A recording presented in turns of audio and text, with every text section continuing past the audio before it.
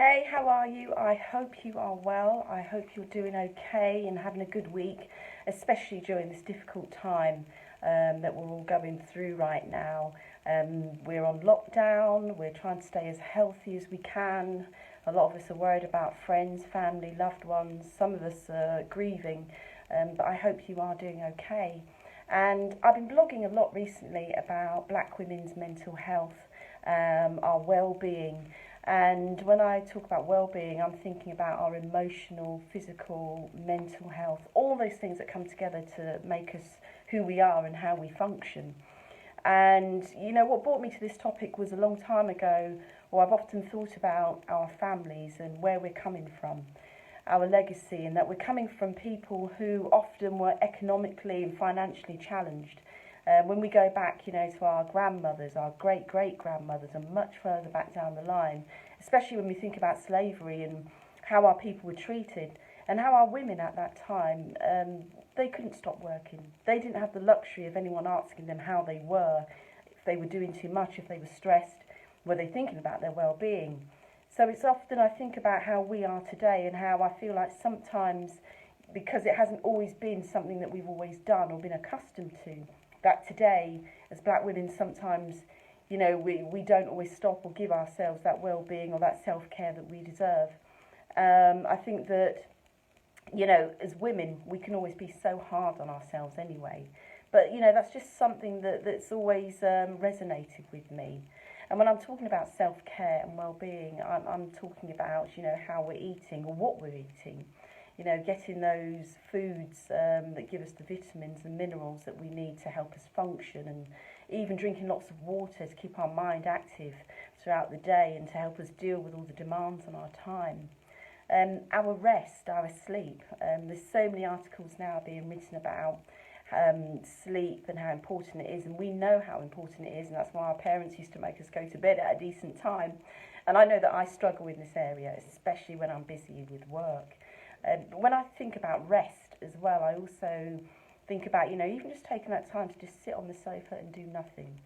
Don't worry about the fact that you haven't done the washing up yet or that the washing needs to be done. That sometimes just to sit there and just rest your body is one of the best things. And when that's combined with decent sleep, how that can really help us and fuel us, in the way that we need.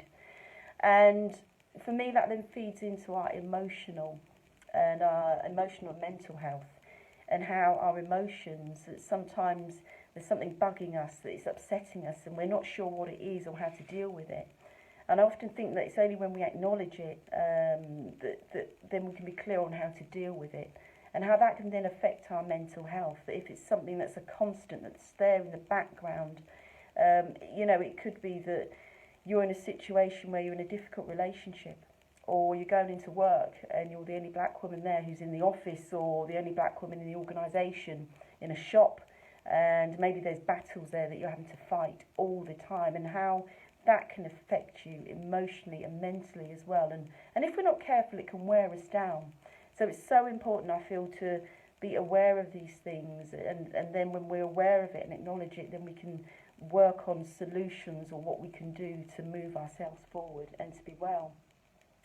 And also exercise, whether right now that's to go for a walk or to find a video online where you can do something more intensive. Sometimes I'm doing squats and lunges, and I think that it might kill me, but I do it, I see it through because it does make me feel better for it. But whether you're going to do that, or if you can go out for a ride on your bike, it is difficult right now for us to go out as much as we want to. I am missing going to the gym, but just, doing something that moves your body, because that in turn again can help your mind and your emotions. And, I also think about some of the external things, how that can affect our well-being, going to work and our finances. And again, how the work situation at times, if we're fighting battles there as black women, or we don't feel secure, that we've got challenges there, whether or not it's the projects we're being given, or we might be sidelined, or we're feeling like we're not getting the support that we need. Or even with your finances, where you're feeling stretched and pressured. Right now, we know that a lot of people are worried about their jobs, some have lost their jobs, and it's finding those resources and things that can help you. as you're trying to build your life or even hold on to some sort of life as you used to know it. And I personally know what it's like to be out of work and know what it is to go through those struggles and what it's like to have to look at my budget and what I'm spending and what I'm doing, and even look at who's in my network and who might be able to help me in some way. So all of those things, the financial side and the work side, I also believe that those things can impact our well-being and our self-care. So it's so important that I think that we're aware of all of these things, you know, how we're eating, how we're resting, our exercise, and how this all can come together to undermine how we're taking care of ourselves, especially during these difficult times. And, you know, a few times I've seen it on the internet, this really wonderful saying that says that no one can pour from an empty cup.